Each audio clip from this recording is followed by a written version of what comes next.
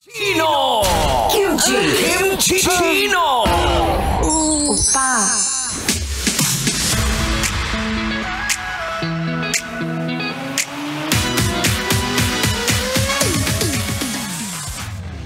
Mahal, at ako'y nagbabalik. Hindi tulad ng ex mong hindi na bumalik. Huy!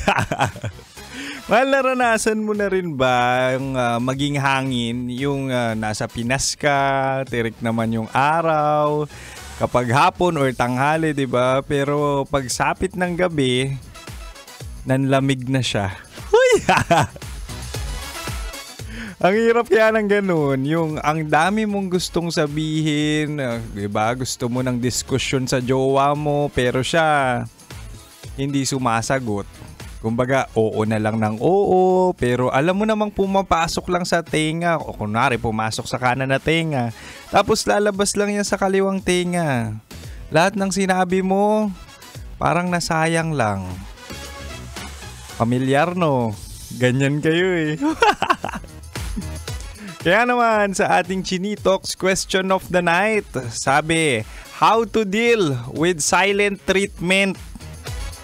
Yung silent treatment, mahal, yun yung hindi sumasagot sa yung partner mo or iniiwasan talaga yung mga diskusyon nyo, no?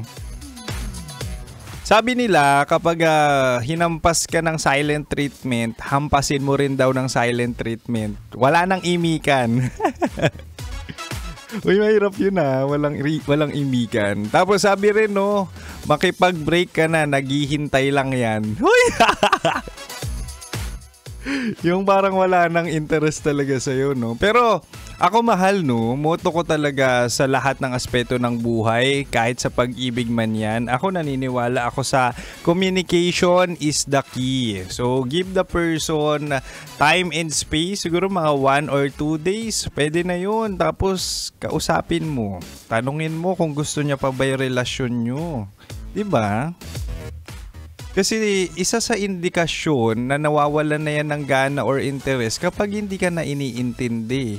Malay mo, tahimik lang yan, pero hyper na yan sa iba. Well, find someone who's willing to listen and understand you. And that's me. Anyway, makakasama mo pa rin ako hanggang 9 p.m. Ako si Kim Chino, ang opa mo sa radyo na kapag natikman mo, hahanap-hanapin mo. Dito ka lang dito ka lang sa 90.7 Love Radio. Kailangan pa bang i-memorize yan? Basic. Oh, ito na national anthem na mga magagaling lang sa umpisa. Kisap mata ng River Maya. Metro's #1